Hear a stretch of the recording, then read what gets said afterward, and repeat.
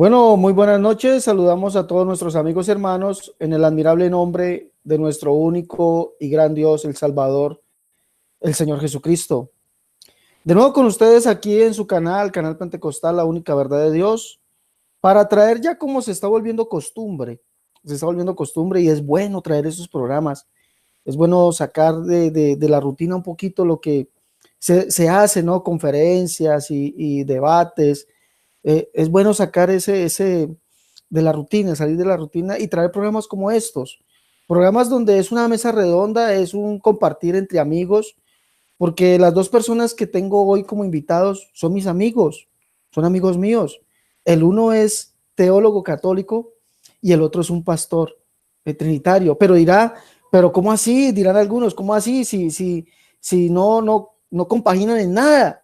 No, mis amigos y mis hermanos, el evangelio no es de enemigos, el evangelio es de amigos, de amar, de perdonar, de, de pasar momentos agradables con los demás, aún sean, porque sí tenemos enemigos, la verdad es que sí tenemos enemigos, pero no nace de nosotros. La Biblia dice: en cuanto dependa de vosotros, está estar en paz con todos los hombres. Y en esto conocerán los hombres que son mis discípulos, en que os amáis unos a otros. Y eso es lo que hacemos aquí. Tengo un par de amigos para hacer este programa. Mire, hoy es una mesa redonda. Va a haber un teólogo católico, un pastor trinitario, amigos de su siervo Alessandro Serrato. Y el tema que vamos a tratar en esta mesa redonda es: ¿quiénes son los salvos? ¿Quiénes son los salvos? ¿Los católicos? ¿Los trinitarios evangélicos? ¿O los unicitarios? Cada uno de nosotros va a exponer, vamos a tener dos tiempos de 10 minutos para exponer por qué consideramos que somos salvos. ¿Por qué consideramos? No va a ser un debate, va a ser vamos a decir, un intercambio de ideas, Y para esto voy a presentar a mis dos amigos que tengo hoy aquí para que nos ilustren por qué consideran que son salvos. Primeramente vamos a presentar a nuestro amigo Guido Rojas, teólogo católico. Guido, muy buena noche, el Señor Jesucristo te bendiga, ¿cómo estás? Gracias, Alexander. Un placer, de verdad. Es todo un honor poder compartir este espacio contigo, con el pastor Bravio Latorre. Como tú lo decías, somos amigos, cada uno de nuestras diferentes confesiones, pero hemos tenido ya una serie de compartir tanto contigo como el pastor Bravio Latorre. Y con este interesante tema, con este formato que tú planteaste, una mesa redonda, no en el plano de la apologética, en el plano de un debate, sino en el plano de un compartir, donde la audiencia, cristianos, evangélicos, católicos y pentecostales, pueden escuchar cómo desde la otra óptica de las otras iglesias cristianas, cómo es que pensamos que se logra la salvación. Entonces, ese es el compartir y espero que sea como siempre el agrado de la edificación de todos y pidiendo siempre la iluminación del Espíritu Santo, que Él tenga la última palabra. Bendiciones y adelante, Alexander.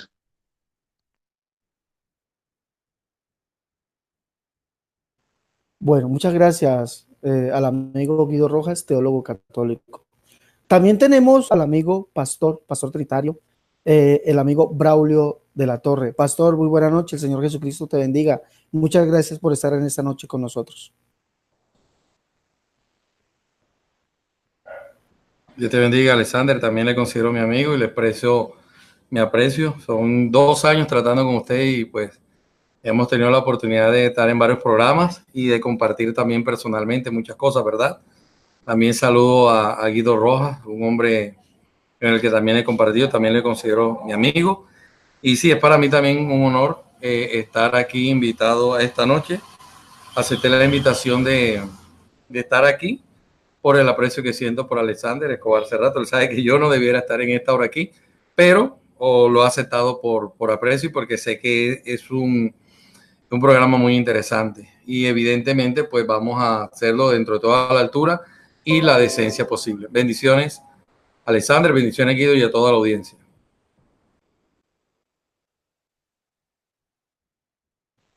Bueno, como ya lo dijimos, vamos a tener cada uno de nosotros, cada uno de los participantes en esta mesa redonda, va a tener un tiempo o dos tiempos de 10 minutos cada uno. Un tiempo yo, un tiempo el amigo Guido Rojas y otro tiempo el pastor Braulio Latorre, en el cual vamos a exponer por qué consideramos que somos salvos. En esta ocasión, me toca empezar a mí. Entonces vamos a empezar, son 10 minutos, aquí hay un cronómetro y sé que mis compañeros también van a llevar el tiempo y si de pronto me estoy excediendo, uno de ellos me dirá, Alexander ya cumplió su tiempo.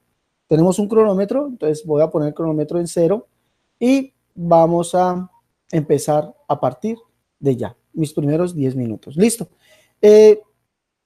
Como ya vimos, lo que se trata hoy de exponer, de explicar, es por qué consideramos que los unicitarios somos salvos. Mire, la Biblia es muy clara, muy precisa, muy concisa y muy directa en decir o dar unas pautas y unos requisitos para salvación. ¿Sí? Pautas y requisitos para salvación. Son varias pautas, varios requisitos para salvación, en los cuales podemos encontrarlo a través del Nuevo Testamento. Vamos hoy a mirar eso. Por ejemplo, el Señor Jesús dice en Juan capítulo 7, vamos a leerlo ahí, perdón, capítulo 8, verso 24, hablando de la salvación, dice esto: por eso os dije que moriré en vuestros pecados, porque si no creéis que yo soy, en vuestros pecados moriréis. ¿Sí? Ojo a esto que voy a decir. Aquí el Señor Jesucristo está siendo enfático al decirle o informarle a los judíos, ¿sí? Y por ende, porque toda la escritura dice que lo que fue escrito para nuestra enseñanza, también llega o repercute hasta nuestros días. Es enfático en decirnos que si nosotros no creemos quién es Jesús, en nuestros pecados vamos a morir. Entonces, los unicitarios hemos creído quién es Jesús o qué dice la escritura que es Jesús. Por allá en Juan 7, capítulo 7, verso 39, si no estoy mal, dice: el que crea en mí, como dice la escritura. Nosotros hemos creído en Jesús como dice la escritura. La escritura habla de Jesús, evidentemente, que Él es el Hijo de Dios. Eso no lo niega ningún unicitario. Él es el Hijo de Dios. En cuanto a la carne, se le dice a María, lo que es nacido de ti será llamado Hijo del Altísimo. Pero en cuanto a su divinidad, la escritura nos dice, escuche bien, quién es Jesús. Por eso dije, si vosotros no creéis que yo soy, en vuestros pecados moriréis. Hay que creer en Jesús, como dice la escritura, ¿quién es Él? ¿Quién es Él? Juan el Bautista nos dice que Jesús es el Señor, como dijo el profeta Isaías que vendría. Y el Señor que dijo el profeta Isaías que vendría es Jehová. Y eso lo creemos los unicitarios. Entonces, por eso estamos viendo ahí que es evidente que somos salvos por eso, porque creemos en el Señor, como dice las escrituras. Hemos creído quién es Él. Otro ejemplo de esto lo vemos quién es Jesús, lo vemos por ejemplo en lo que dice Mateo capítulo 1 verso 18 en adelante. Dice que evidentemente lo que nació de María, ¿sí? El cual es Jesús, dice, Él salvará al pueblo de sus pecados. Pero dice que todo eso acerca del nacimiento de Jesús aconteció para que se cumpliese lo dicho del profeta cuando dijo, ¿sí? Cuando dijo, he aquí el Señor os dará señal. O sea, está hablando de Isaías capítulo 7, verso 14, donde dice que el Señor mismo dará señal. La Virgen concebirá y dará a luz un hijo y llamará su nombre Emanuel. ¿Quién es ese que nacería o nació de María? Es uno llamado Emanuel, que significa Dios con nosotros. Y el Dios con nosotros, el cual dijo el profeta Isaías que estaría, es Jehová, el cual es el Padre. Recuerde que Isaías 7:14 dice, el Señor mismo os dará señal. Y para Isaías solamente hay un Señor. Y ese único Señor dijo que Él mismo vendría y estaría aquí, se haría presente para salvarnos. Entonces vemos que evidentemente nosotros, los unicitarios, creemos en Jesús como dice la escritura. O sea, creemos quién es Él. Por lo tanto, nuestros pecados han sido perdonados y tenemos salvación. Otro ejemplo para saber quién es Jesús, lo vemos cuando vienen los reyes magos, que se le llama así. Le dicen a Herodes, ¿dónde está el rey de los judíos? Porque hemos venido a adorarle. Escuche bien, ¿dónde está el rey de los judíos que hemos venido a adorarle? ¿Sí? ¿Quién es ese rey de los judíos que dijo que vendría?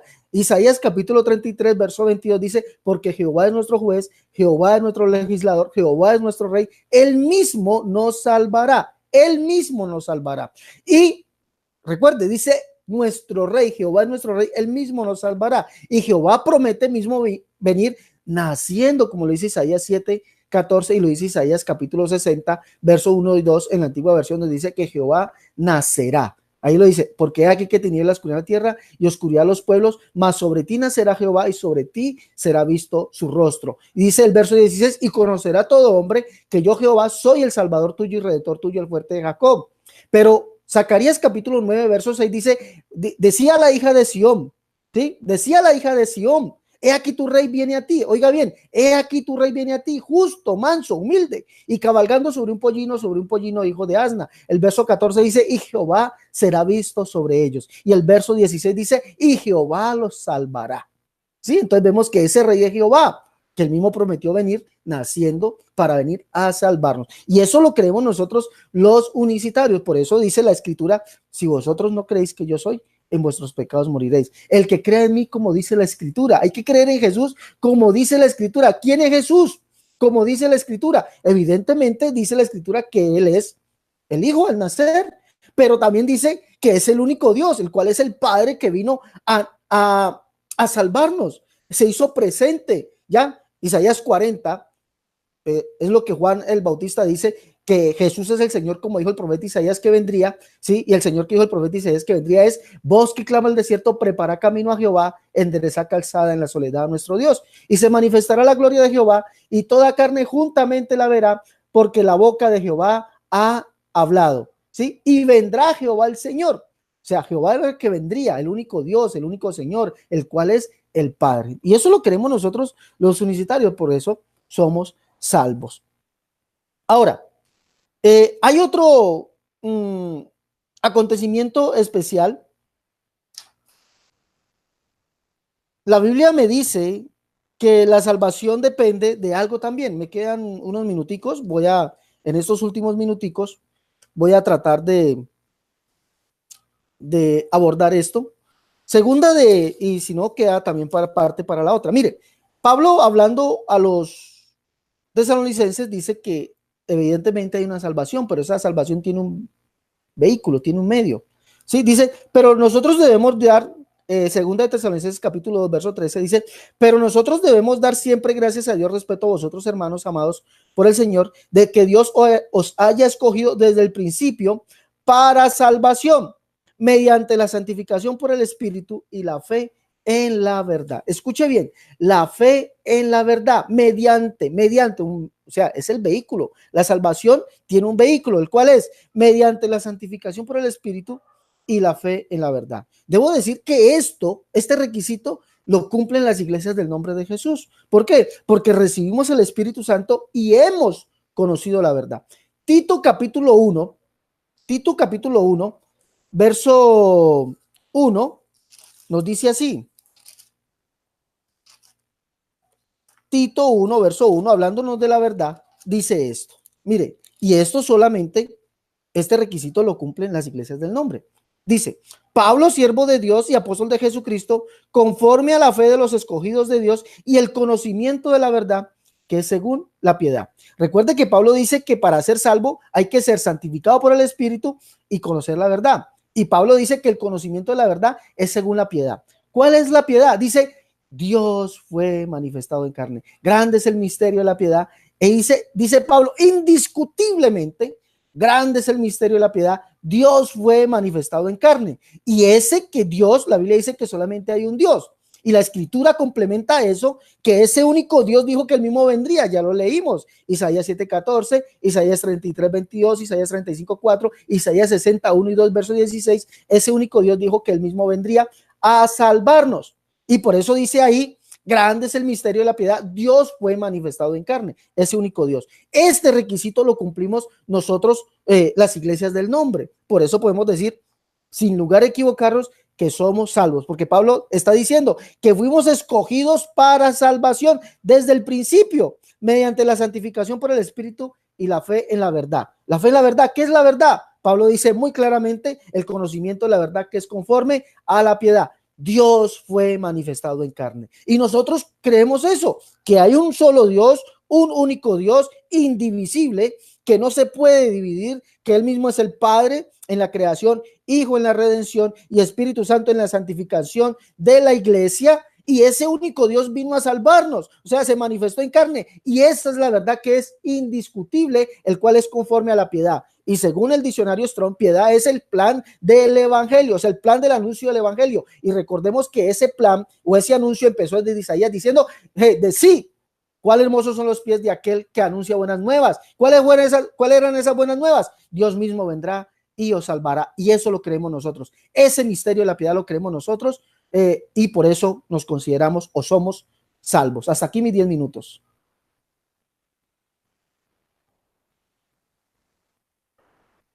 Bueno, sigue nuestro amigo Guido Rojas. Guido, tienes 10 minutos a partir de ahora. Gracias, Alexander. Por favor, si eres tan amable y faltando unos 2 minutos, me haces una ceñita porque no tengo en este momento cronómetro, ya que tú lo tienes. Gracias. Bien, escuchamos a nuestro hermano a Alexander Escobar. Ese rato, su óptica, a la perspectiva de la salvación desde la Iglesia Pentecostal Unida de Colombia. Para la Iglesia Católica, concordamos también en Jesucristo. Yo creo que, y todo el cristiano como tal, tiene que reconocer que Jesucristo es la salvación hecha carne. Por medio de él es el único camino y es la única forma en que se logra la redención de lo que fue el pecado, la desobediencia de Adán y Eva, en el cual todo el plan que tenía Dios preparado para la humanidad se frustró por la misma libre albedrío de estos primeros padres y también por la tentación del demonio en forma de serpiente.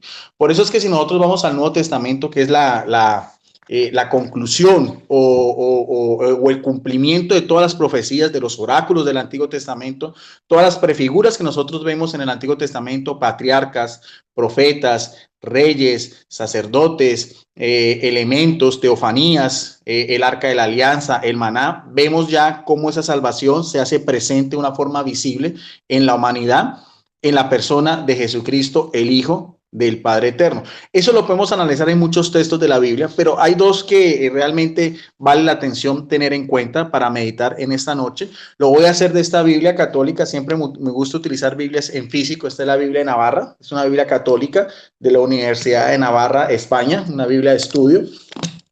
Pero igual, las mismas citas bíblicas aparecen en cualquier ejemplar de la misma, sea católica o evangélica. Hay un texto muy importante, muy conocido por todos nosotros, es llamado por los biblistas y por los teólogos como el mini evangelio. El término evangelio viene del griego evangelium, que quiere decir anuncio de salvación, una proclamación, algo que es alegre, una noticia gozosa. Y lo encontramos en el capítulo 3 de Juan, en el versículo 16. Es una perícopa, o sea, un versículo bíblico muy importante que realmente refleja en sí lo que es el tratado de la salvación de una manera muy corta. Dice el apóstol y evangelista Juan, que es llamado el teólogo en su evangelio, dice tanto, o en otras partes dice de tal manera, o sea, de tal manera, tanto fue el amor del Padre por la humanidad, dice que le entregó a la humanidad a su Hijo unigénito, y aparece el término unigénito, que en griego es monogenes, o sea, el único en un género, el único en la especie, el único que tiene la misma divinidad del Padre, por eso es unigénito. ¿Para que qué? Para que todo el que crea en él no perezca, sino que tenga ¿qué? Lo que estamos hablando aquí, lo que tenga. Creer en Jesucristo es garantía de tener vida eterna. Si más adelante vemos en ese mismo evangelio, ya en el capítulo 17, otro discurso muy bonito, se lo recomiendo a todo cristiano que lo medite en la palabra de Dios, lo que conocemos como la oración sacerdotal de Jesucristo, o sea, el momento culme de Jesucristo anterior a lo que fue su pasión, su muerte y en la cruz por la salvación de toda la humanidad, su dolorosa pasión, de acuerdo también a todas las profecías que encontramos en el Antiguo Testamento, sobre todo Isaías 53, el siervo doliente. Y vemos en el capítulo 17 ese encuentro tan cercano en el huerto o el jardín de Getsemaní de Jesucristo, el jueves santo en la noche, anterior, por ahí llegada a la medianoche. Pero solamente en el verso 3 también hay algo importante que tiene relación con lo que acabamos de ver anteriormente. Dice Jesucristo, dice, esta es la vida eterna. Nótese bien que se vuelve a hacer énfasis en el término vida eterna. ¿Y cuál es la vida eterna? Dice el mismo Jesucristo, el que veíamos que es el unigénito del Padre, que te conozcan a ti, el único Dios verdadero, refiriéndose al Padre, al Shaddai, el Elohim, el Olam, el Eterno, el Dios de dioses, el en fin, en todo lo que era Dios en la manifestación del Padre en el Antiguo Testamento, que te conozcan a ti, el único Dios verdadero, y sigue diciendo, porque no es solamente al Padre, y a Jesucristo, el término Jesús, o sea, Dios es salvación, Cristo en griego, ungido, sagrado, a quien tú enviaste. O sea, la salvación depende de la misma designio del Padre, desde la caída de Eva, en lo que se conoce como el protoevangelio, o sea, el primer anuncio de la salvación, que está en Génesis 3:15. Pondré enemistades entre ti y la mujer, entre tu linaje y el suyo. Él te aplastará la cabeza mientras tú le morderás el cañal. Eso lo vemos reflejado en la encarnación de Jesucristo y aquí también ya anterior a lo que era la muerte de Jesucristo. Entonces, pensamos que la salvación depende tanto del designio del Padre por amor a nosotros como la obediencia y la entrega del Hijo en la redención de toda la humanidad. Y una redención que es a nivel universal, cobija a todo el género humano, no solamente cristianos católicos, cristianos evangélicos, cristianos pentecostales, sino también musulmanes, judíos y las demás iglesias y demás confesiones religiosas, porque lo dice en 1 Juan 2:2, dice que la muerte de Jesucristo es por la redención de todo el género humano, o sea, de todo el mundo.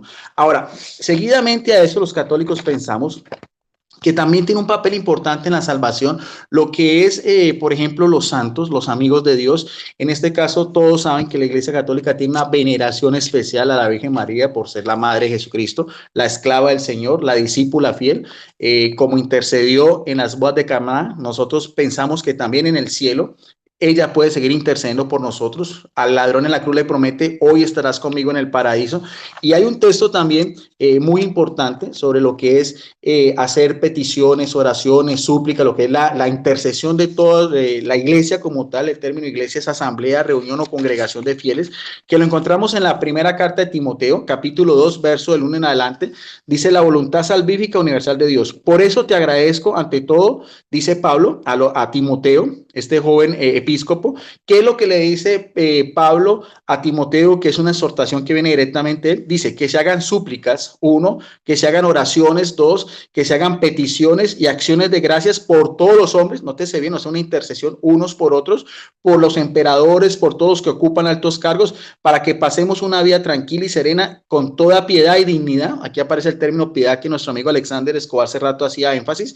Todo ello hace énfasis en el verso 3, refuerza la idea, exegéticamente hablando, dice que todo es bueno y agradable ante Dios nuestro Salvador. O sea, eso es bueno y agradable ante Dios nuestro Salvador.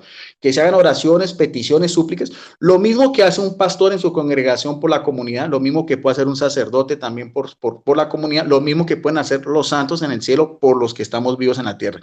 Ahora, sigue diciendo que la voluntad de Dios quiere que todos los hombres, otra vez, en general la humanidad, se salven y lleguen al conocimiento de la plena verdad.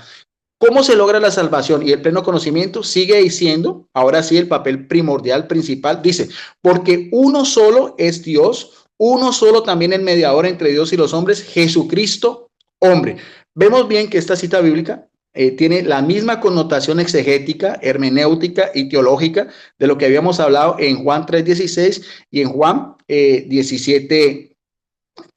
¿Y por qué es importante Jesucristo? Sigue diciendo el mismo apóstol de los gentiles, el apóstol de las naciones, el apóstol que no conoció a Jesucristo, sino que en el camino de Damasco fue tumbado de su caballo cuando estaba persiguiendo a los cristianos. Llegó a ser de gran perseguidor, de ser un gran perseguidor a ser perseguido por la causa del evangelio. Dice que se entregó a sí mismo en redención por todos nosotros. Este testimonio es dado a su debido tiempo.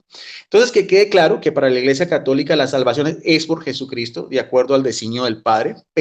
Creemos que también se pueden hacer peticiones, súplicas, intercesiones entre todos nosotros ante Jesucristo, porque ante el Padre solamente está el Hijo. Y eso quiero que quede claro. O sea, si María puede interceder o los santos, solamente es en Jesucristo, no ante el Padre. 2 minutos. Y finalmente también hay otra cita bíblica que no quiero dejar pasar por alto, que está en el Evangelio de Mateo, capítulo 25, verso del 31 en adelante, uno de los llamados discursos escatológicos, donde Jesucristo deja muy claro cómo también se logra la salvación, que es por medio de fe y por obras. Dice también la palabra de Dios, cuando venga el Hijo del Hombre en su gloria, o sea, el Hijo de Dios, el término con que se designaba a Jesucristo, de acuerdo a Daniel 7, 13, 14, en la gloria y acompañado de ¿quién? De los ángeles del cielo, se sentará entonces en su trono de gloria, ya un trono por la redención que hizo en la cruz, y serán reunidos ante él otra vez toda la gente separando los unos a los otros, como el pastor separa las cabras de las ovejas. Pondrá las ovejas a su derecha y los cabritos a la izquierda. Entonces dirá el rey, vemos bien los títulos que se identifica a Jesucristo, Hijo de Dios, juez, rey. A los que están a su derecha dice, venid benditos de mi Padre, tomad posesión del reino preparado para vosotros desde la creación del mundo. ¿Cómo se logra esta salvación también? Aquí están las obras. Porque tuve hambre y me diste de comer, tuve sed y me diste de beber, era peregrino y me acogiste, estaba desnudo y me vestiste, enfermo y me visitaste, en la cárcel y viniste a verme. Aquí viene lo más importante. Entonces le responderán los justos, el término justo, o sea, los que alcanzan esa salvación, Señor, otro título de Jesucristo, que cuando te vimos hambriento, te dimos de comer, sediento y te dimos de beber, cuando te vimos peregrino, te acogimos o desnudo, te vestimos. La respuesta la dice Jesucristo en el verso 39. En el verso 39 sigue diciendo, y cuando te vimos enfermo en la cárcel y dimos a verte. En el verso 40 resume la idea central Jesucristo diciendo, el rey responderá y le dirá, en verdad, les digo que cuanto hiciste con uno de estos mis hermanos más pequeños, por mí mismo lo hiciste. Entonces, hasta ahí mi primera intervención. Gracias, Alexander. Le damos paso a nuestro amigo, el pastor Braulio de la Torre.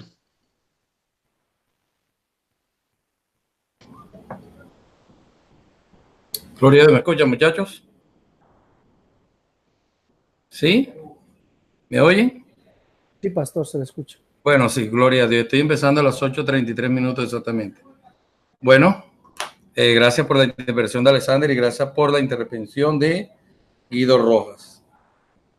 Quiero hablar sobre la vida eterna y que sea la misma palabra del Señor la que nos define quién tiene la vida eterna. Toda persona, pertenezca a cualquier religión o toda persona pertenezca a cualquier credo, debe preocuparse sinceramente por la vida eterna. Juan capítulo 17, verso 1 al 3 dice la escritura. Estas cosas habló Jesús y levantando los ojos al cielo dijo, Padre, la hora ha llegado, glorifica a tu Hijo, para que también tu Hijo te glorifique a ti. Como le has dado potestad sobre toda carne, para que dé vida eterna a todos los que le diste. Y esta es la vida eterna, que te conozcan a ti, el único Dios verdadero, y a Jesucristo, a quien has enviado. Ahí Jesucristo resume en el verso 3 lo que es la vida eterna. Pero hay que tener en cuenta que antes de Jesucristo decir que en el Padre, que el único Dios verdadero es el Padre, y que la vida eterna está en el Padre y en Jesucristo, dígase bien, Jesucristo primero elevó sus ojos al cielo. No podemos creer que Jesucristo estaba hablando consigo mismo. No podemos creer que Jesucristo está hablando con su propia persona. Porque si fuese que estuviese hablando consigo mismo, entonces no sería una verdadera oración. Dice el verso 1, léase bien, Juan 17:1. Esta cosa habló Jesús y levantando los ojos al cielo dijo, Padre. Jesucristo se está refiriendo a alguien que no es el mismo como el Padre, porque Cristo no podía orarse a sí mismo, ni Cristo podía pedirse a sí mismo. Entonces, ya después que se ha referido al Padre, le pide que el Padre lo glorifique. Recuérdese que Jesucristo no podía glorificarse a sí mismo. Juan capítulo 8, verso 54, Jesucristo dice, si yo me glorifico a mí mismo, mi gloria no es nada. Mi Padre es el que me glorifica. Juan capítulo 8, verso 54. Porque Jesucristo no podía orarse a sí mismo, porque Jesucristo no podía glorificarse a sí mismo. Entonces ahí estamos viendo evidentemente la interrelación entre el Padre y Jesús como dos personas distintas en profunda comunión, y eso Jesucristo ya lo había declarado anteriormente en Juan capítulo 10, verso 30. Entonces, ¿dónde está la vida eterna? Como primera medida, en conocer a Dios, al Padre como el único Dios verdadero, y a Jesucristo.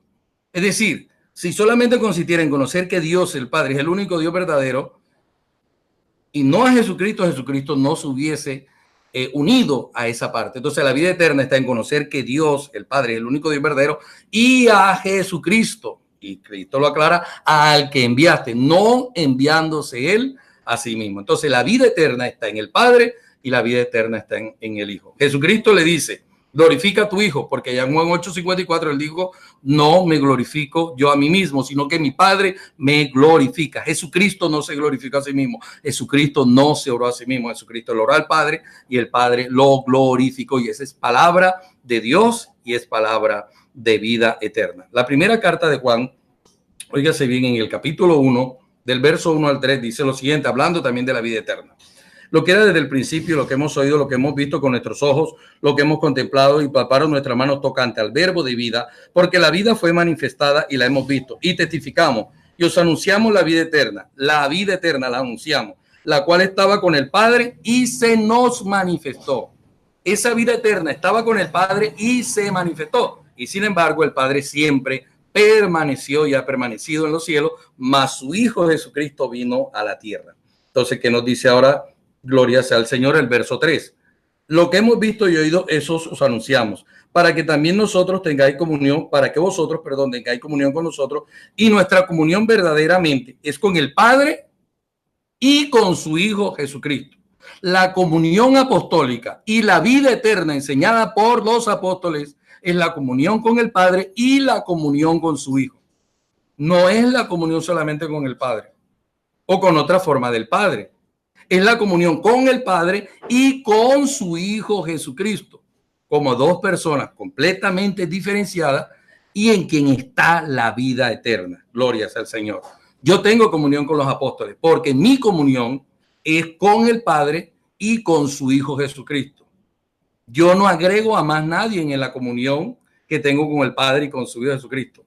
El Padre es todo suficiente para mí y su enviado, el Salvador, 1 Juan 4:14, el Padre ha enviado a su Hijo y ese Hijo que el Padre envió, no que se autoenvió Jesús mismo, ese Hijo que el Padre envió es el Salvador. Entonces yo no necesito, aparte del Padre y del Hijo, óigase bien, y aún el Espíritu Santo, según Hebreos 9:14, Jesucristo se entregó mediante el Espíritu Eterno.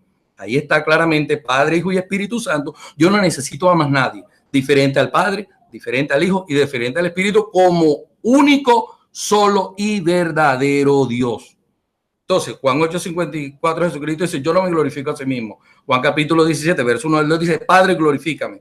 Entonces Jesucristo dice, el que lo glorifica es el Padre y la vida eterna está en conocer al único Dios verdadero y a Jesucristo. Y la comunión apostólica en la cual yo participo es, dice el verso 3, nuestra verdadera comunión es con el Padre y con su Hijo Jesucristo. Y eso lo creo yo y lo creemos todos los evangélicos trinitarios. No agregamos a más nadie. No agregamos a más nadie esa comunión. Comunión Padre, comunión Hijo, comunión Espíritu Santo, en unidad como el único, solo y verdadero Dios. Jesucristo en Juan capítulo 17, verso 1 al 3, no se está orando a sí mismo. Jesucristo en Juan capítulo 8, verso 54, dice, no me glorifico yo a mí mismo, sino que el Padre me glorifica. Otro es quien glorifica a la persona de Jesucristo. Gloria es al Señor. La misma carta de primera de Juan capítulo 5, verso al 13, primera de Juan capítulo 5, verso 11 al 13, nos dice dónde está la vida. No es lo que nosotros digamos, no es lo que digan las personas que nos rodean, no es lo que nosotros pensemos, es lo que dice la Escritura, la palabra del Señor. ¿Dónde está la vida? Primera de Juan capítulo 5, verso 11 al 13 dice, y este es el testimonio que Dios nos ha dado, vida eterna, y esta vida está en su Hijo. Está en su Hijo como otra persona diferente al que dio la vida, que es el Padre. El que tiene al Hijo, un verdadero Hijo como un verdadero Padre, tiene la vida. El que no tiene al Hijo, un verdadero Hijo de Dios, no tiene la vida. Yo creo que el Padre es completamente diferente al Hijo, como la Escritura lo relata cientos y cientos de veces, ya que Jesucristo se refirió al Padre en oración. No podía estar orándose a sí mismo, oiga bien. Dice, el que no tiene al Hijo de Dios no tiene la vida. Estas cosas os he escrito a vosotros que creéis en el nombre del Hijo de Dios, para que sepáis que tenéis vida eterna y para que creáis en el nombre del Hijo de Dios. Entonces, la vida eterna está en creer que el Padre es el único Dios verdadero y Jesucristo. La vida está en tener comunión verdadera con el Padre y con Jesucristo. La comunión verdadera está en creer en un verdadero Hijo y en un verdadero Padre. Hechos capítulo 4, verso 12 nos dice que no hay otro nombre dado a los hombres en el cual podemos ser salvos. ¿Quién dio ese nombre? Ese nombre evidentemente lo dio el Padre. No se lo dio Jesucristo a sí mismo. El Padre se lo dio, el Padre se lo entregó. Óigame bien. Entonces no hay otro nombre que se pueda agregar.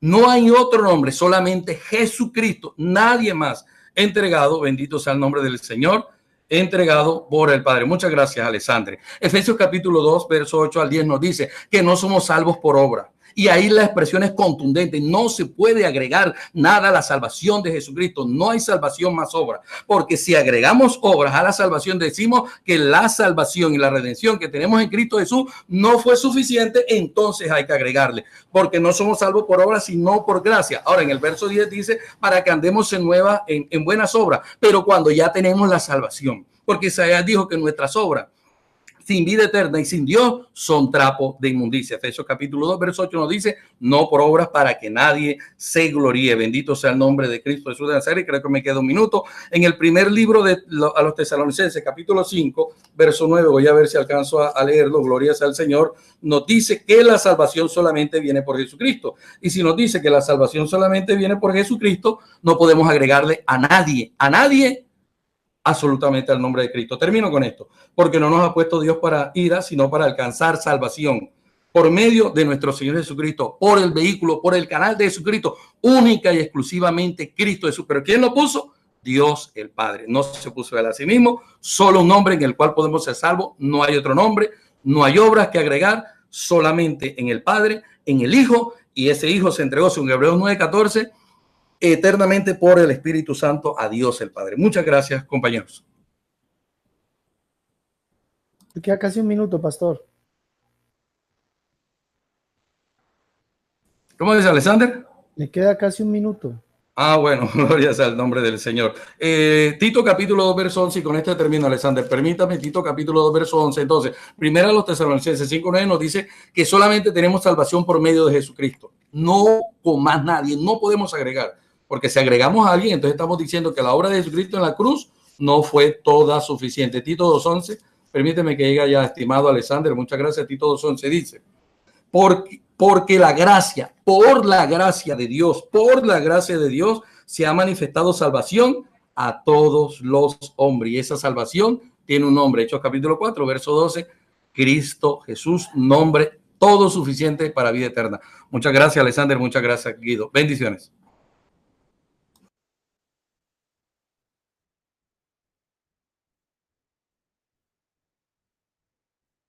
Bueno, pastor, muchas gracias. Vamos a parar el cronómetro. Reiniciamos y empiezo mis últimos 10 minutos. Bueno, hemos escuchado atentamente al amigo Guido Rojas, hemos escuchado atentamente al pastor Braulio Latorre dar sus argumentos.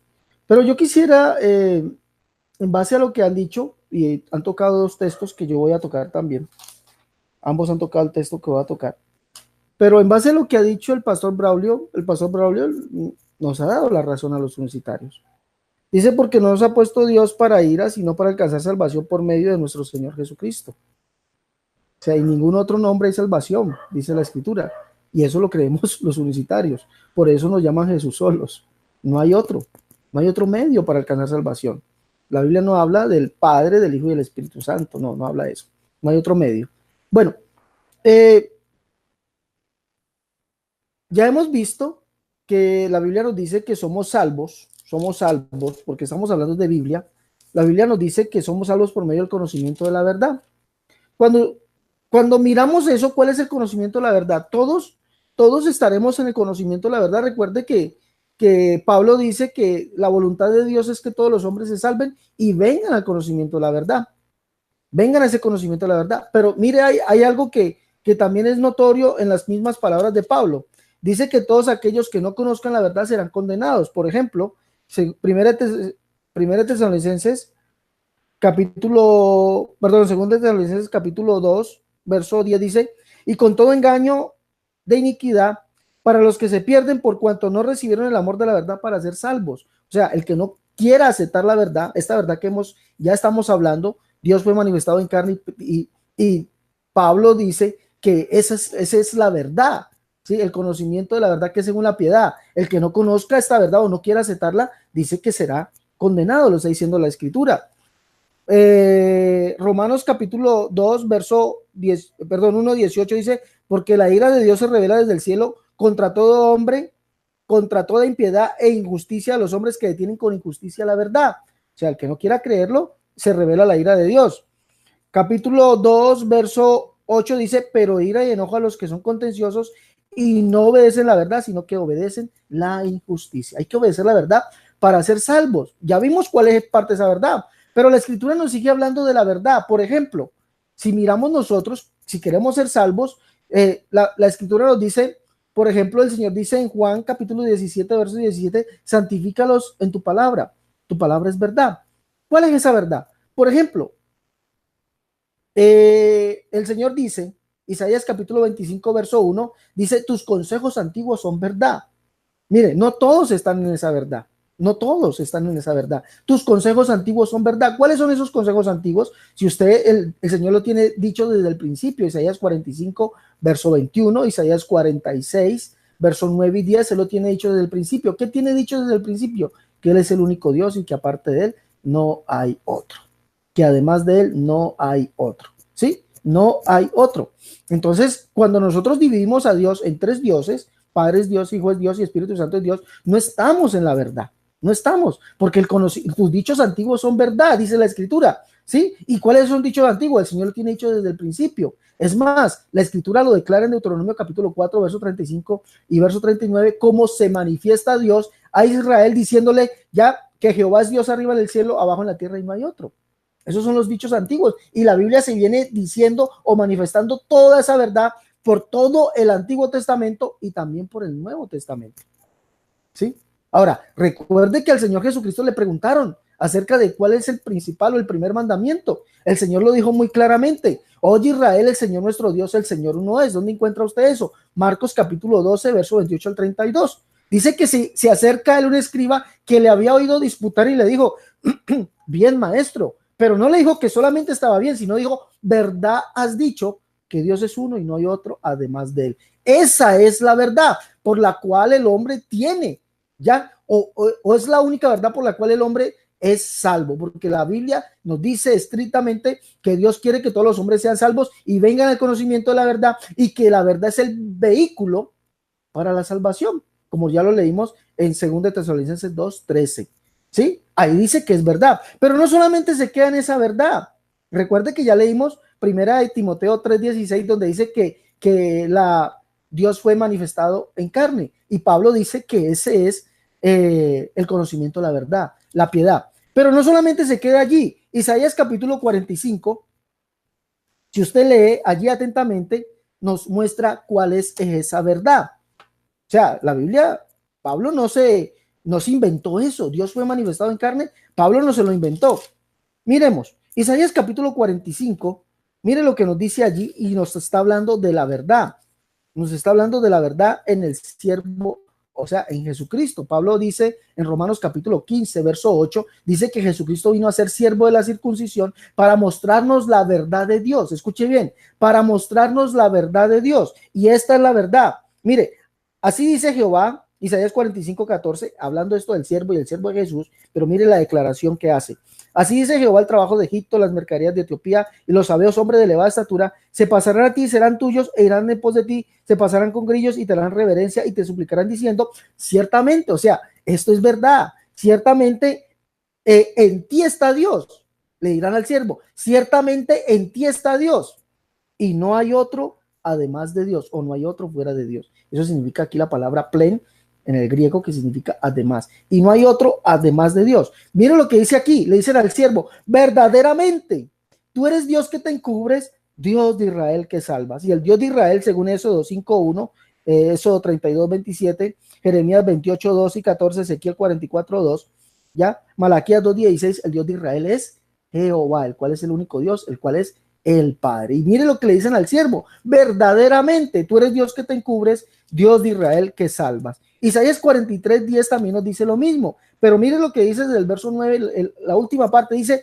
ya, oigan y digan, ¿qué? Oigan y digan lo que viene a continuación, verdad es, vosotros sois mis testigos, dice Jehová, y mi siervo, mi país, mi hijo, que yo escogí, esto es verdad. ¿Qué es verdad? Esto es verdad. Ya, vosotros sois mis testigos, dice Jehová, y mi hijo, o sea, mi siervo, que yo escogí, pero es para que entendáis, me conozcáis, creáis, entendáis que yo soy Él. Yo soy Él. Mire, esto es verdad. ¿Está usted en esa verdad? Si usted está en esta verdad, es salvo. Si no está, dice que los que detienen con injusticia la verdad se condenarán. ¿Está usted en esta verdad? Espero que esté en esta verdad, porque es la verdad que lo lleva a la salvación. No hay otra verdad. Por eso Pablo dice el conocimiento de la piedad que según, perdón, el conocimiento de la verdad que según la piedad. Y la piedad es el plan de salvación, o sea, el plan de salvación del evangelio. Ese es la piedad. Y Dios instituyó todo este plan para venir a salvarnos. Recuerde que Efesios capítulo 1, verso 9 dice que Dios se propuso algo en sí mismo, Este es su plan de salvación. ¿Está usted en este plan? ¿Sí? ¿Lo cree? Está en la verdad. Es salvo. Si no está, desafortunadamente, no, mi querido amigo. No, no está, no es salvo. Ahora, hay otro texto, por ejemplo, lo que dice Mateo capítulo 7, verso 23, dice que el Señor dirá a ciertos personajes, apártense de mí, hacedores de iniquidad o de maldad. Sí, eso lo dice el Señor en Juan 7, 23. Pero ahí la palabra es anomías. ¿Qué quiere decir anomías? Mire, nosotros tenemos que ponerle serio cuidado a esto. Anomías significa el que infringe la ley, o sea, el que infringe los mandamientos de Dios. ¿Sí? Los hacedores de iniquidad no solamente un asesino, un ladrón, un mentiroso, un fornicario, un adúltero, no, el que hace iniquidad, anomías, y que ese que hace iniquidad es el que no obedece la ley de Dios, o sea, los mandamientos. Y recuerde que el principal mandamiento es: oye Israel, el Señor nuestro Dios, el Señor uno es. No es tres, no es dos, sino uno es. Si usted no obedece ese mandamiento, es un hacedor de iniquidad. Ahora, tanto Braulio como Guido tocaron Juan 17:3, que te conozcan a ti, el único Dios verdadero, y a Jesucristo quien has enviado. Recuerden, ustedes, si nosotros creemos que verdaderamente Dios es único, o sea, eso lo creemos, la unicidad, estamos en la salvación. Los demás no creen eso, no creen que Dios sea único, y está hablando del Padre. Recuerden que para los demás, ¿sí? Creen que Dios son tres.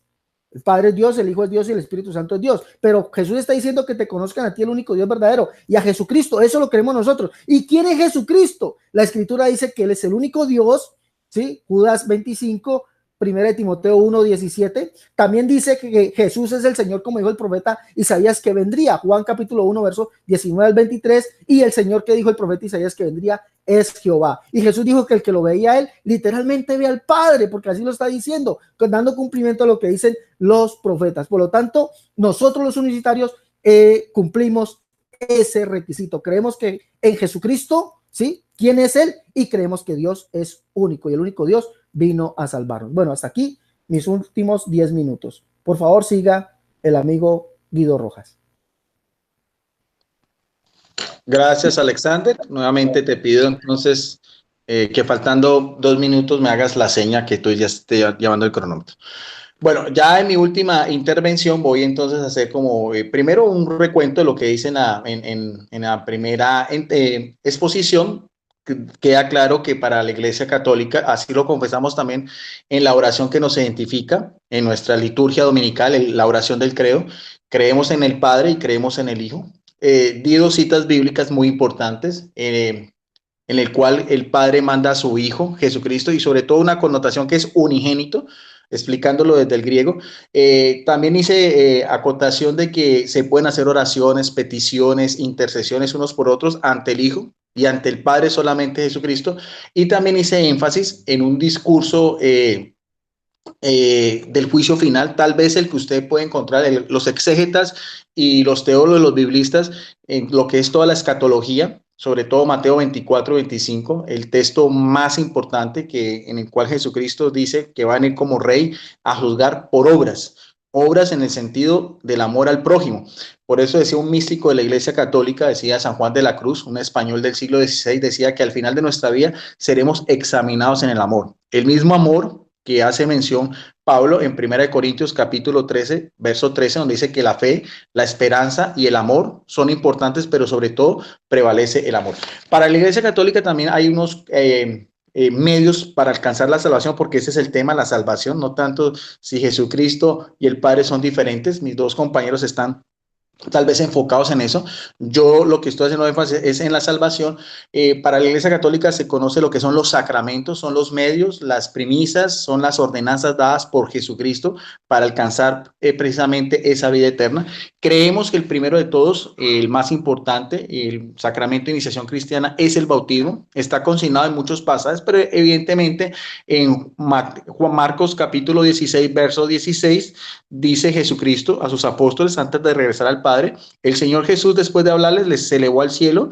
En el verso 16, estaba leyendo el 19, dice: el que crea en Jesucristo, en sus palabras, en lo que Él manda, y sea bautizado, se salvará, pero el que no crea se condenará. Entonces pensamos que el bautismo es importante, ese mismo bautismo que se dio de una forma masiva después del Pentecostés por el apóstol Pedro, porque tenía una primacía también. Creemos que el apóstol Pedro tuvo un papel importante, que en este momento hay una sucesión apostólica hasta llegar a Francisco, 267 sucesores en esa cátedra, en ese mandato de ser pastores de la Iglesia de Jesucristo. En Hechos 2:38 al 41 vemos que Pedro hace todo un discurso y se convierte en 3,000 personas venidas de todo el mundo antiguo. La universalidad o la catolicidad que estaban ahí presentes en la fiesta de Pentecostés, judíos, paganos, prosélitos y demás. Es muy importante ese texto, pero hay otra forma también para alcanzar la salvación, otro sacramento, el más importante para la Iglesia Católica es la Eucaristía. El término Eucaristía viene del griego Eucaristei, que quiere decir acción de gracias.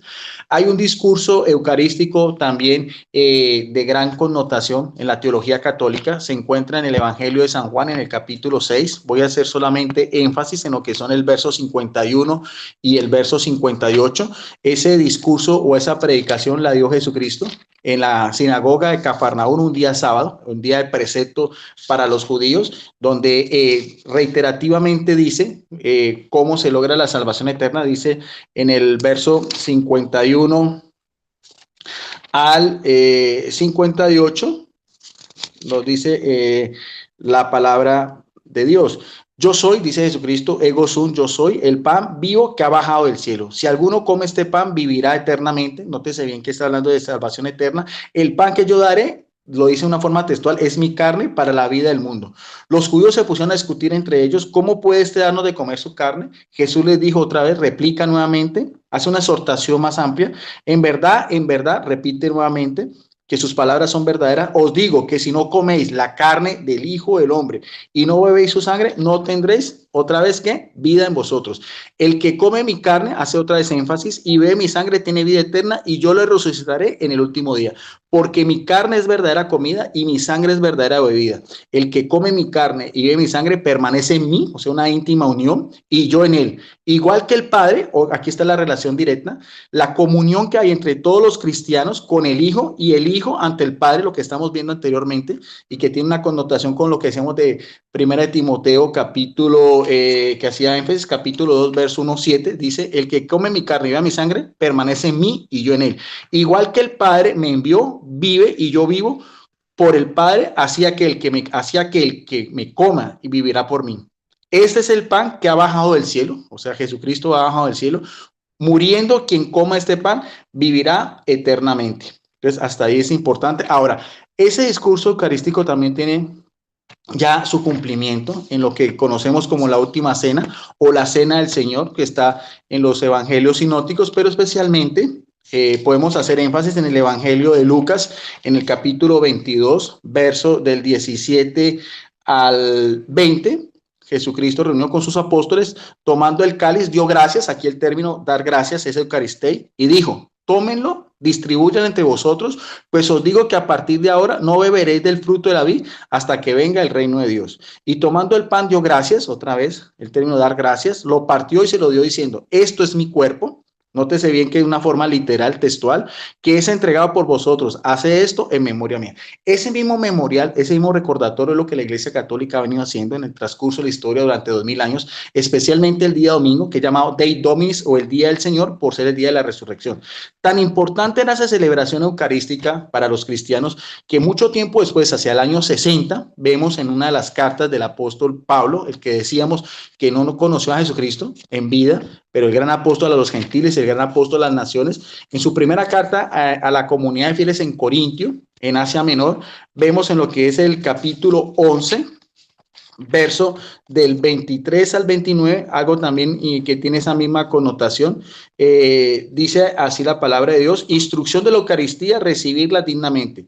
Dice el apóstol Pablo, porque yo recibí del Señor, o sea, directamente es en una revelación divina, lo que también os transmití, que el Señor Jesús, la noche en que fue entregado, como vimos anteriormente, tomó pan, dando gracias, otra vez el término Eucaristei, lo partió y dijo, esto es mi cuerpo, que será por vosotros entregado, hace esto en memoria mía. Y de la misma manera, después de cenar, tomó el cáliz diciendo, este cáliz es la nueva alianza, haciendo referencia ya a una nueva alianza eterna, no solamente como era en la antigüedad con el pueblo de Israel, sino una alianza que incluía también, como lo había ordenado en Hechos 1:8, ser testigos de Jesucristo, no solamente a los judíos, sino también a los samaritanos, a los gentiles y hasta la consumación, y hasta los confines de la tierra. Hay otra vez la catolicidad o la universalidad de la iglesia de Jesucristo. Entonces dice, este cáliz de la nueva alianza es mi sangre, en cuantas veces lo bebéis, hacedlo en memoria mía, porque cada vez que coméis este pan y bebéis este cáliz, anunciad la muerte del Señor hasta que Él venga, o sea, hasta la segunda venida de Jesucristo, que en griego se conoce como el término parusía. Así pues, y es importante lo que resalta, quien come el pan o bebe el cáliz del Señor indignamente, aquí está la palabra clave, indignamente, gracias Alex, será reo del cuerpo y de la sangre del Señor. Examínese cada uno a sí mismo, entonces coma el pan y bebe el cáliz. Entonces, ese es el sacramento más importante para la Iglesia Católica en cuanto a lo que es la Eucaristía como la Cena del Señor. Hay un último pasaje que quiero resaltar también, está en la carta de Santiago, capítulo 5, verso 13-15. Hay otro sacramento que la Iglesia Católica conoce como la unción de los enfermos y que también hace énfasis a lo que es el sacramento de la confesión de los pecados, en lo que es la jerarquía eclesiástica de la Iglesia Católica, episcopos, presbíteros, diáconos y ya lo que es el pueblo de Dios. Dice también la palabra de Dios, valor de la oración, sacramento de la unción de los enfermos.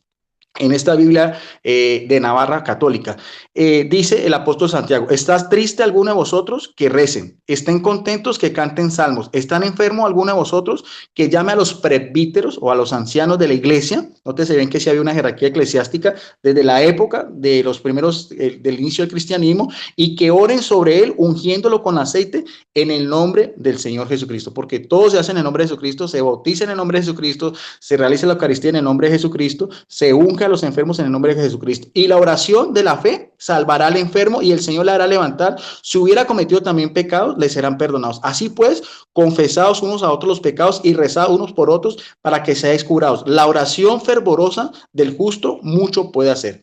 Entonces, hasta ahí era mi intervención, haciendo énfasis en la importancia de la bautismo, de la Eucaristía, de la unción de los enfermos y la confesión de los pecados. Adelante, damos entonces paso a la última intervención de nuestro amigo el pastor Braulio de la Torre.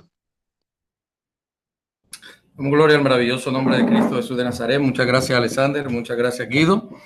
Bueno, aprovecho también para decirles que mañana jueves, con el permiso de Dios, vamos a tener, Alexander y yo, un interesante programa sobre la palabra Elohim. También invitamos a Guido y a toda la audiencia que esté pendiente mañana, con el permiso de Dios, a las 7 de la noche. Bueno, voy a hacer un pequeño recorderis, porque yo aquí vine a hablar de la vida eterna.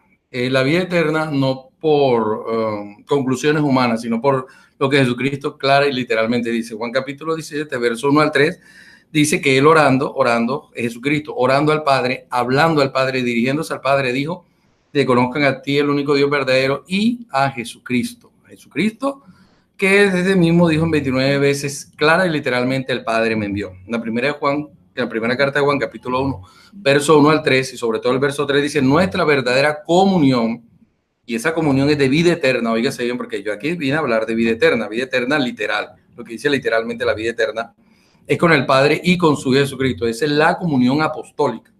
En esa comunión hay la interrelación de dos personas, Padre e Hijo, sin agregar a más nadie. Todo lo que se agregue de nombres, de hechos, acciones, ritos, ceremonias, entra única y exclusivamente en el plano de la imaginación y en el plano especulativo, y por ende, por no estar fijada en las escrituras, no debemos hacer reparo en prestarle atención, porque, y repito, entran única y exclusivamente en el terreno de la especulación. Óigase bien. También habíamos dicho que hay un solo nombre en el cual podemos ser salvos, un solo y único nombre, pero este nombre Jesucristo no se lo dio a sí mismo. Jesucristo no se glorificó a sí mismo, porque él mismo lo enseñó en Juan capítulo 8, verso 54, yo no me glorifico a mí mismo. Y solamente en ese nombre nosotros tenemos la salvación. Si podemos agregar otro nombre, si agregamos otro nombre, entonces estamos diciendo que el nombre de Cristo no es suficiente y estamos diciendo que la obra de Cristo no es suficiente. Entonces hay que agregarle obras, hay que agregarle nombres, hay que agregarle ritos, hay que agregarle ceremonias, y por ende entonces estamos limitando la obra, óigase bien, salvadora de nuestro Señor Jesucristo. Por otro lado, tenemos en Efesios capítulo 2, versos 8 al 10, que la salvación es por gracia, gratis, y no por obras.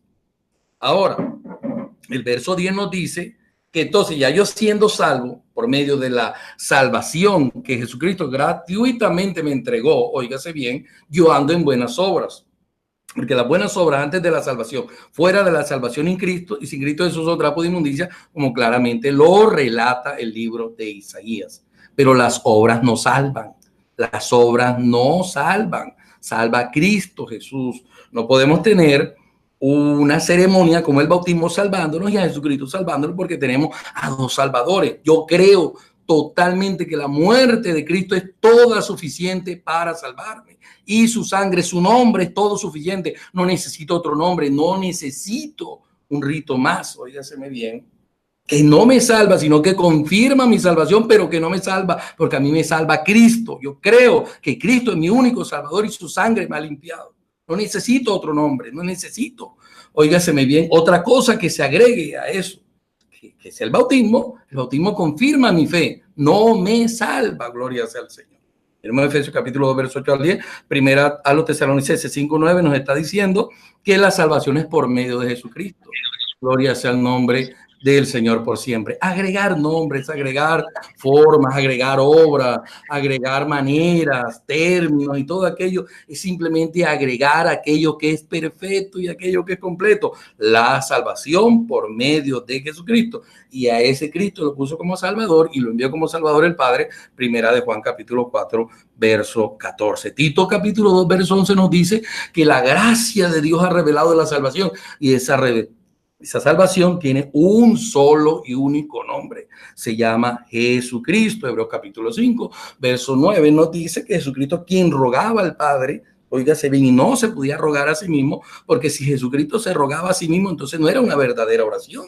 Jesucristo está orándole a alguien que no es el mismo, porque entonces es una verdadera oración. De lo contrario sería una apariencia, y Cristo es el único eterno autor de eterna salvación y no podemos agregar a nadie ahí con ese nombre santo que es Cristo, porque es el único mediador entre Dios y los hombres. Primera Timoteo 5, primera de Juan capítulo 2, verso 1 al 2 nos dice: si hemos pecado tenemos un solo abogado, un solo mediador, un solo intercesor. Hebreos capítulo 7, verso 25, un solo abogado. Primera de Juan capítulo 2, 1 al 2, bendito sea el nombre del Señor.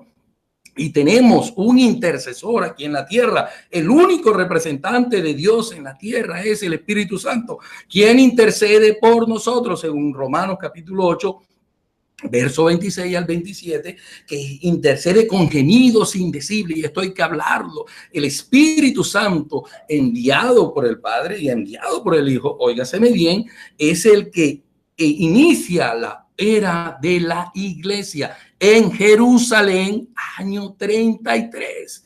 La iglesia de Hechos, óigaseme bien, la iglesia de Hechos. Entonces el representante de Dios en la tierra no es un hombre, no puede ser un hombre, es el Espíritu Santo quien intercede, óigaseme bien, por los creyentes. Romanos capítulo 8, 26 al 27. Y tenemos a Jesucristo, óigase bien, como Señor.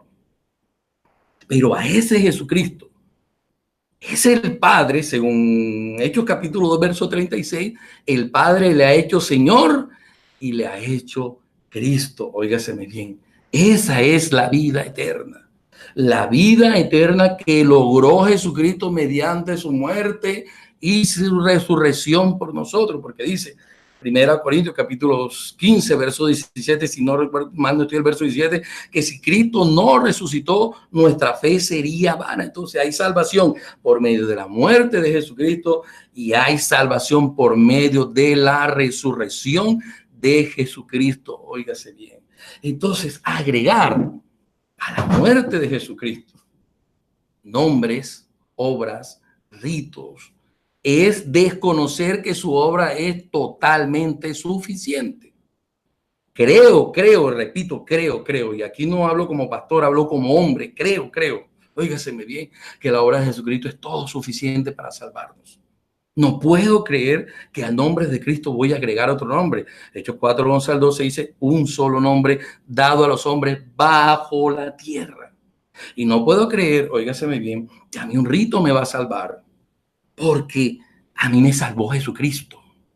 cuando yo estuve triste, cuando estuve vacío, cuando yo era un ateo, cuando yo era un hombre sin paz, sin esperanza, cuando yo fui un hombre que tuve religión, pero no tuve a Dios. A mí me salvó Jesucristo. Y desde el momento en que creí en Él, contra de la razón, del raciocinio, de la filosofía, Él ese día me salvó. Cuando fui a las aguas bautismales, porque yo soy bautizado, y aquí se bautizan a las personas, pero no porque el bautismo les salve, sino que el bautismo confirma la fe del creyente, porque si el bautismo salvara, óigaseme bien, yo fui bautizado cuando era un niño pequeño y no sabía que me habían bautizado, y sin embargo yo llevé una vida de pecado. Y vemos muchas personas que hoy en día también son bautizadas y sin embargo llevan una vida de pecados. Si el bautismo salvara, óigase bien, entonces las personas que se bautizan no volverían, muchas gracias Alexander, 2 minutos, no volverían a pecar nunca más. Más nunca volverían a pecar. Pero estamos observando, óigaseme bien, en diferentes posiciones de la Biblia, en diferentes posiciones religiosas, que hay gente bautizada, óigaseme bien, y sin embargo llevan una vida deplorable. Dice Tito, Tito 1:16 dice, dicen conocer a Dios, pero con sus hechos lo niegan. Demas fue bautizado y sin embargo Pablo dijo, Demas me abandonó amando más este mundo. Si el bautismo salvara, óigaseme bien, si el bautismo salvara, todos los bautizados llevaran una vida recta y una vida pura, ninguno se apartara, ninguno infringiera las normas de Dios. Óigaseme bien, si el bautismo salvara, bastara bautizarse y entonces llevar una vida sin precaución, pero la Biblia nos dice, óigaseme bien, el que perseverare hasta el fin será salvo. ¿Y quién lo dijo? Lo dijo la persona de Jesucristo. Que dijo Pablo, yo no creo haberlo alcanzado, de Filipenses capítulo 3, verso 13, verso 12, 13 hasta hablando, sino que prosigo al llamamiento, a la meta, sigo al blanco, y ya Pablo era bautizado. Y Pablo, óigaseme bien, le habla a los corintios y les dice quienes eran bautizados y quienes tomaban la cena del Señor, sin embargo, encontró en ellos muchas acciones que iban en contra de la voluntad de Dios. Creo que Jesucristo es mi único Salvador. Creo totalmente que ese es el nombre en el cual hay salvación. Creo que el bautismo confirma mi fe, pero no me salva, óigaseme bien. Y creo que hay que perseverar hasta el fin, velando en el Espíritu y andando en santidad para retener la vida eterna. Dios te bendiga, Alexander. Dios te bendiga, Guido. Muchas gracias.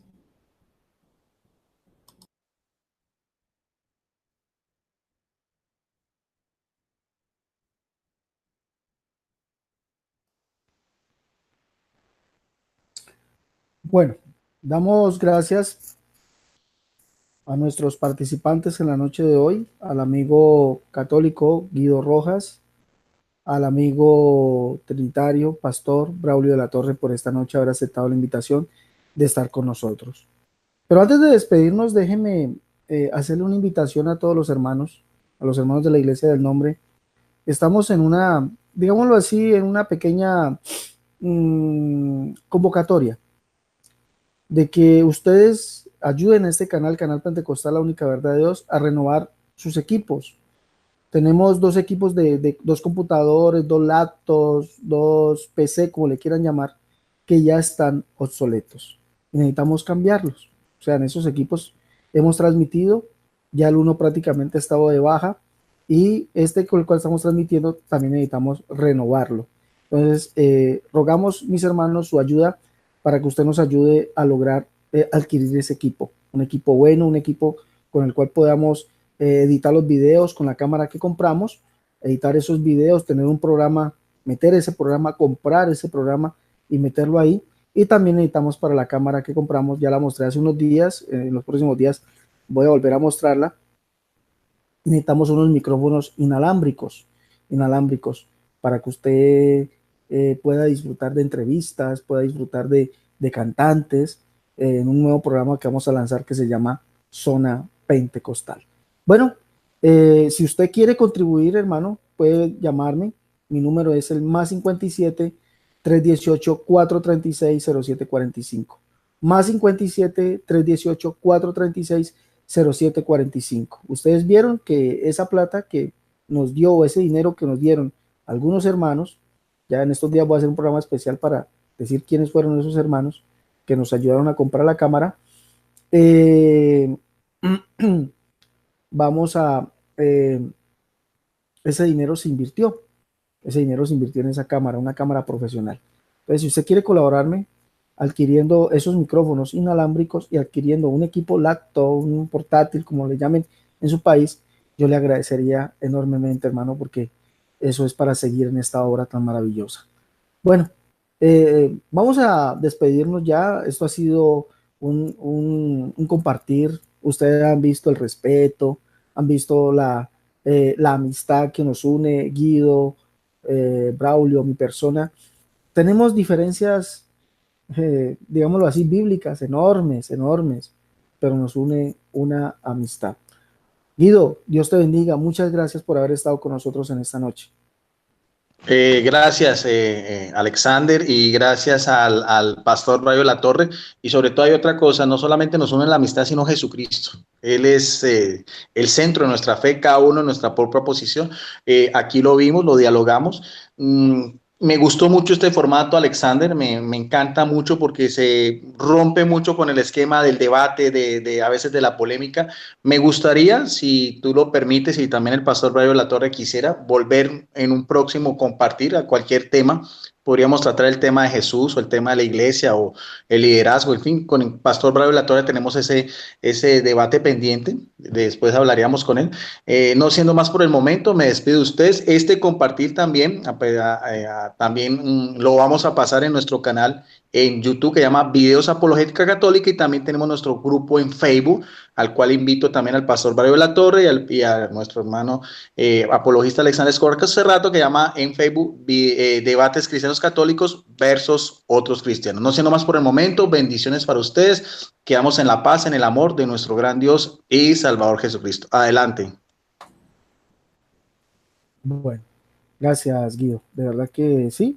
Usted sabe que estamos abiertos siempre al diálogo, siempre a exponer. Usted sabe que aquí usted es bienvenido, igual como el pastor Braulio Latorre. Pastor, muchas gracias por haber aceptado la invitación en esta noche. Sé que usted es una persona muy ocupada, que dejó de lado su obligación pastoral para estar con nosotros el día de hoy. Le agradezco eso y gracias por haber aceptado la invitación. El Señor Jesús le bendiga. Dios te bendiga, Alexander. Dios te bendiga, Guido. Y bueno, y esa misma impresión de Guido, ha sido muy agradable el compartimiento, ha sido muy respetuoso, ha sido muy interesante. Es para mí un honor haber estado aquí. Le doy gracias a Guido, le doy gracias también a usted, Alexander. Y bueno, si me necesitaren otro día también, pues sería para mí grandioso estar con ustedes compartiendo una vez más. Y bueno, Alexander, con la ayuda de Dios, con el permiso del Señor, estemos mañana a las 7 de la noche aquí en ese compartimiento sobre Elohim. Dios les bendiga, Alexander, y Dios te bendiga, Guido, y a toda la audiencia. Muy amables, muy amables. Bueno, como ustedes lo han escuchado de boca del pastor Braulio Latorre, el día de mañana, jueves 27 de junio, 7 de la noche, hora de Colombia, tendremos un debate. Vamos a tener un debate. Ese debate es sobre el término hebreo, la palabra hebrea Elohim. Si la palabra hebrea Elohim apoya la pluralidad de personas o la Trinidad. Eso es lo que vamos a tratar el día de mañana. Bueno, sin ser más, se despide de ustedes su amigo y hermano Alexander Escobar Cerrato, administrador de este canal Pentecostal, la única verdad de Dios. Ya saben, si alguno quiere comunicarse conmigo, lo puede hacer al número más 57 318 436 0745. ¿Sí? Sin ser más, se despide de ustedes. La paz de Jesucristo, el único y solo Dios, y la vida eterna gobierne vuestros corazones. Se les ama en el amor de Jesucristo. Dios les bendiga. Hasta la próxima.